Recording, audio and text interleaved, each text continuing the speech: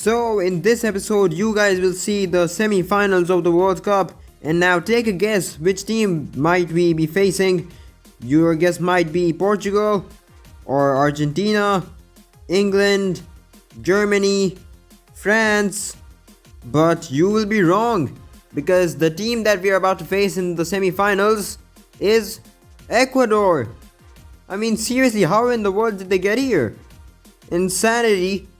But one thing that the World Cup did teach me in real life is don't underestimate your opponents because an upset might be on the cards. So this is the lineup that we'll be going for against Ecuador, and apart from Antonio Valencia, I do not know any other player that they have which is good.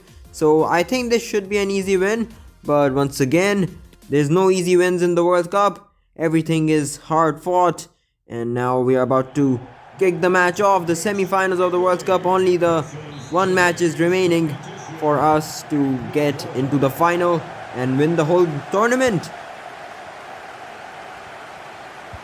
And the match has kicked off right now. I mean, we should be good if our defenders are gonna keep up with Antonio Valencia because he was fantastic in the World Cup in real life. And in the game, we have been playing very well. And now we have broken through once again. Now here's Chiesa. Chiesa scores immediately. Whoa, what a start that is. I mean, this might be an easy win after all, because that was a fantastic goal from Italy. They just got the ball and ran forward so direct. The counter attack of dreams, and Italy have taken the lead in the World Cup semi-finals. And now, how many goals will they score? I guess a plenty of goals. Now Valencia, who's the danger man, with a long shot, decently saved by Donnarumma. And now we are trying to break through their press, which we do eventually successfully. And now here's Insigne, who's back from his injury. Now Immobile, Ciro Immobile with a shot that's blocked. Back with Insigne. And now the ball's given away. Now they're going for the counter attack.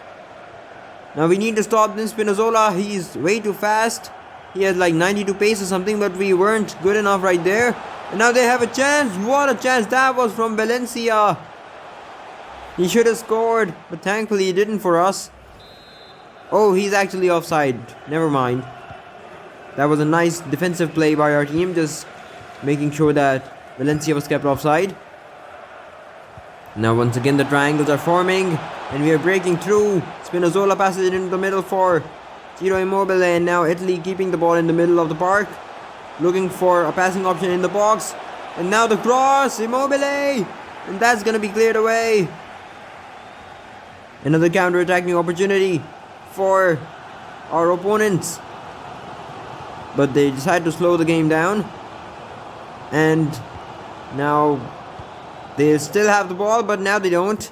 Thankfully we defend that well. And guys, if I'm being honest, I would have loved to see Italy in the World Cup, but like, how do you lose to North Macedonia? Oh, thank God. That was well defended by our team.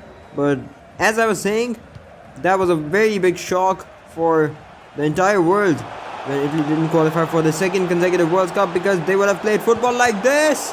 And Immobile with a chance, a very nice chance. And the funny thing is, I've never ever seen Immobile play, but somehow whenever I just hear about Immobile, he is the top scorer of the Serie A. Crazy stuff. And now he tips it through. What a goal! Oh my goodness me! That is fantastic football. Chiesa scores. What a goal that is from Italy. They take a 2-0 lead. A fantastic finish by the hero for Italy in the Euros. And now he has done it in the World Cup as well. In the semi-finals, a 2-0 lead. Bring it on. But the 2-0 lead has proven in the World Cup to be a very dangerous lead, because Argentina had a 2-0 lead in the semi-finals and they gave it away. They also had a lead in the quarterfinals against Netherlands, as far as I remember, and they gave it away as well. So not thankfully, hopefully that doesn't happen with us. And I have to say, they have not been playing very well, our opponents. On the other hand, we have been playing fantastic football throughout the whole World Cup. Immobile passes it back. Now we're playing some 1-2s in the middle, trying to create a chance. Here's Immobile now. And the shot's well blocked, and now they'll go for the counter-attack, or at least try to go for the counter-attack. But we defended that well, and that was a risky pass, but thankfully our team's players are good enough to make the risky passes. And now another risky pass which has worked out wonderfully, but the cross for Insigne. Why did I do that? Insigne is one of the shortest players alive, and then just swung the ball into him while he was facing some very tall defenders. That was a very dumb decision by me. And that's gonna be halftime. In the semi-finals of the World Cup, we are going into the halftime with a 2-0 lead. And now we are going into the second half. So the message from the Italian manager would have been that just play as you're playing, focus on your defending, and do play the risky passes. And on the other hand, the Ecuadorian manager would have said that an improvement is needed. And that's a nice improvement right there. Nice clearance, but the ball's still with Italy. Now Barella on to Spinazzola. Spinazzola into the box, looking for options. Goes outside of the box, passes it back. Now Locatelli, Barella, and now Tonali. Tonali with a long shot from outside the box, but that's going to be narrowly wide. To be honest, the keeper did have it covered.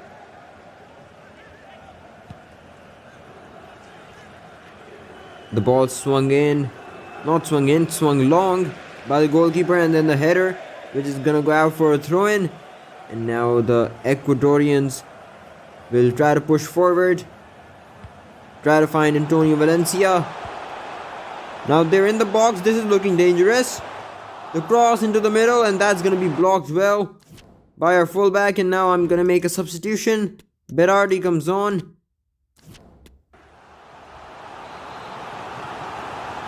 Just listen to the fans. They're enjoying every minute of it. I mean, the World Cup tickets are so expensive. They should be enjoying every minute of it. And now there's a chance from the corner. The ball was pinging around everywhere, but thankfully it didn't end up into the back of the net for Italy. And I have to say, Locatelli and Tonali have been such a brilliant duo in the World Cup in the center defensive midfield position. Now here's Locatelli again onto Chiesa, the goal scorer. Looks for options, finds space, and now finds Spinazzola. Now Immobile with a chance, and how did he not score that? I mean, he's such a good finisher. That was a wonderful chance. He should have scored, but he didn't. But we get the ball back. Di Lorenzo, who also has been a fantastic player. Now Berardi. And that's going to be very well blocked. What a block that was by the leg of the defender. I mean, we are playing very well. We kind of do deserve a third goal, just to cap off a very, very good performance. And on the other hand, they do not deserve anything because they have been so bad. Literally, they're just letting us play. They're sitting back and then they're trying to defend, but they cannot even do that because we have broken through again. But we cannot finish once again. What is with our finishing? Not good enough. But as I was saying, they have not been good at all.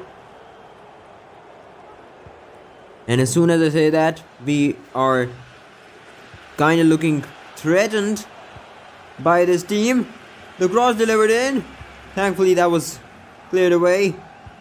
Now get the ball forward. Come on, guys. Don't concede. And I do need a third goal. So get me the third goal. Tonali onto Di Lorenzo. Di Lorenzo keeps the ball well, and that's going to be a very, very poor pass. The first time lobbed through pass didn't work that time. And that's going to be very well defended by Di Lorenzo as well.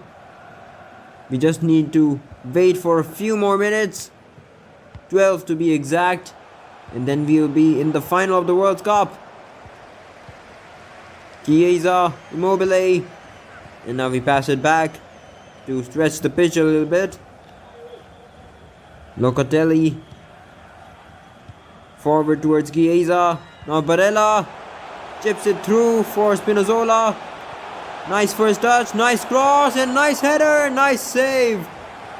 That was such a good play, but we didn't score. I mean, we're playing so good, but we're not scoring. And now I'm gonna be making some substitutions.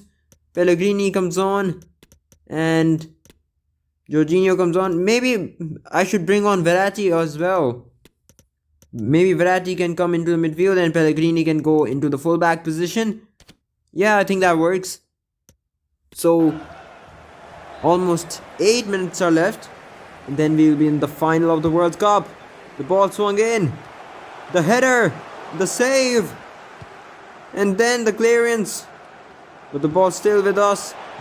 Barella into the middle for Marco Verratti. Marco Verratti with a power shot. Blocked well by the defender. And now he's running forward with the ball. And now he finds Valencia. Please don't concede now. My friends, please don't. And now we're about to concede. What a save that is. My goodness, what a save by Donnarumma. He's such a good keeper. And I think this is going to be it. We're going to go through. No, that's going to be a free kick. But maybe this will be the last kick of the game before we reach the final of the World Cup in 2022. What would have been if Italy were in the World Cup? I mean, most probably Messi wouldn't have won it because Italy were so good in this series. But we still have one game to play after this 2-0 win against Ecuador. And that one is going to be the final of the World Cup. Such a big occasion. That was such a crazy game in real life, the World Cup final. And I'm hoping that doesn't happen in this one against Germany, which will be in the next episode, the final episode of the World Cup. And we will be in the final playing against Germany, who have been so successful in the World Cup. But they have also been trash in the recent World Cups. They got grouped in 2014 and 2018.